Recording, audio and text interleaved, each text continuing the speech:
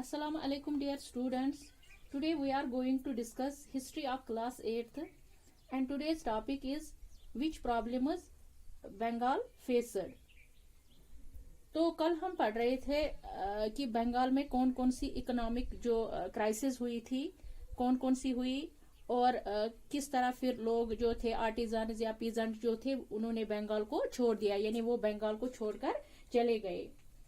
तो आज हम बात करेंगे उस जमाने की जब ये लोग बन गए थे दीवान, कौन, यानी ईस्ट इंडिया कंपनी वाले जब रूलर बन गए थे। तो उन्होंने उस टाइम क्या किया, बहुत ह्यूज अमाउंट यानी आर्टिजन्स और जो ये थे पीजेंट्स उनके ऊपर लेवी कर दिया। वो उन्होंने पीजेंट से टैक्स लिया था, तो अब आम लोगों के लिए ये बहुत मुश्किल हो गया। अब जो बंगाल की इकोनॉमी थी उस पर बहुत ज्यादा असर पड़ा, तो लोगों ने अब बंगाल छोड़ दिया। ये वहाँ के जो वहाँ की इकोनॉमिक रिसोर्सेज थी उन पे बहुत ज्यादा बुरा असर पड़ा। जैसे कि आप जो हमारी बुक है उसमें एक इमेज है, उसमें आप ये देख सकते हो।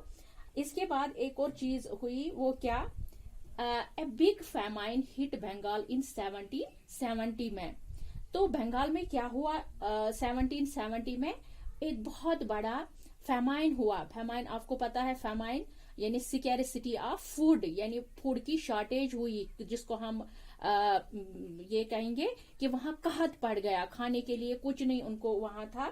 तो 1770 में बंगाल में big famine hit Bengal in 1770। This killed about 10 million people.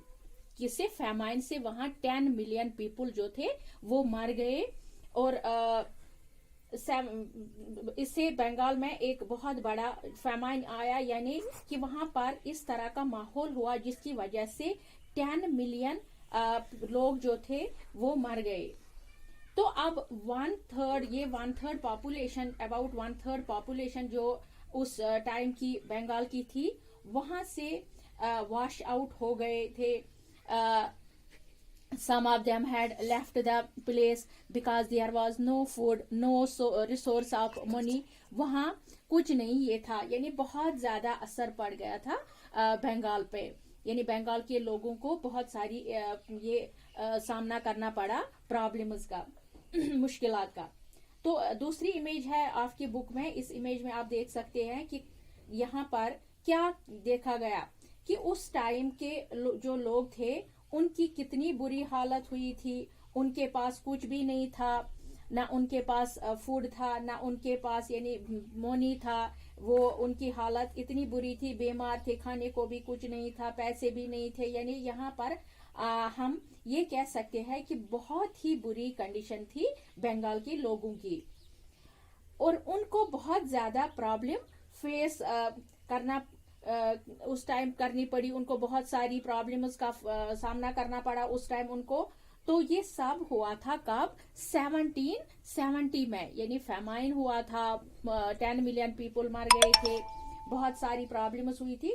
तो ये जब ये सारी चीजें होने लगी बंगाल में, और साथ ही साथ जब ये फैमाइन हुआ था तो उससे क्या हुआ कि उस टाइम क्या हुआ, जो ब्रिटिशर्स थे उन्हें ऐसा लगा कि कुछ स्टेप्स लेने चाहिए। बंगाल ब्रिटिशर्स को क्या लगा, कुछ स्टेप्स लेने चाहिए, हमें कुछ स्टेप्स लेने चाहिए, ऐसे स्टेप्स जिससे कुछ इम्प्रूवमेंट हो जाए।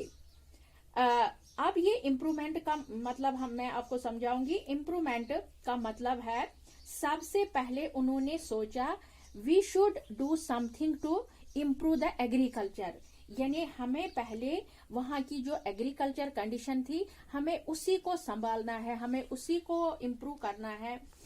Now the economy wanted to improve agriculture in order to stop the decrease in its revenue, यानी जो फैमाइन से जो वहाँ पीजेंट्स थे, जो वहाँ आर्टिजन्स थे जिन्होंने बंगाल को छोड़ दिया, जिसकी वजह थी वो फैमाइन, जिसकी वजह थी इकोनॉमिक क्राइसिस हुई थी। तो ब्रिटिशरों ने सोचा कि क्यों ना हम कुछ जो वहां अब लोग थे, कुछ लोग बंगाल में थे, तो उन्होंने उनके लिए अब सोचा, उनको लोगों की नहीं थी परवाह नहीं थी, बल्कि उनको ये था कि हम कैसे वहां से ये इनकम हासिल करें, कैसे हम वहां से रेवेन्यू हासिल करें, हम कौन से ऐसे इकदामात उठाएंगे, हम कौन से ऐसे स्टेप्स उठाएं जिससे कि फिर से एग्रीकल्चर में इम्प्रूवमेंट हो जाए, ताकि जो हमारा ये रेवेन्यू है, ताकि जो हमारा ये पैसा है वो कम ना हो जाए। तो ये था हमारा जो आज जो इनको फेस करनी पड़ी प्रॉब्लम। अब यहाँ पर आप एक और चीज नोटिस कीजिए कि कंपनी को किसी चीज से मतलब नहीं था कि लोग बीमार हैं, उनके पास खाने के लिए कुछ नहीं है। उनकी कोशिश ये थी कि इम्प्रूव करे एग्रीकल्चर को, क्योंकि जो लोग यहाँ से जा रहे हैं बंगाल को छोड़कर, वो बंगाल में ही रुके रहे, सो दैट उनका जो रेवेन्यू डिक्रीज होने लग गया, ऐसा ना हो उनका जो रेवेन्यू है वो वही बचा रहे। तो उस दौरान उन्होंने कुछ ऐसे स्टेप्स लेने शुरू किए। तो ये था आज का हमारा जो टॉपिक, प्रॉब्लम्स कौन कौन सी बंगाल में हुई। तो अब कौन कौन सी प्रॉब्लम्स हुई, एक तो ये वहाँ फेमाइन हुआ, दूसरा इकोनॉमिक कंडीशन थी वो डिक्रीज हो गई, और लोग जो थे उनकी हालत बुरी हो गई। ये हमारा आज का लेक्चर था। इंशाल्लाह कल हम पढ़ेंगे इसके आगे। Thank you.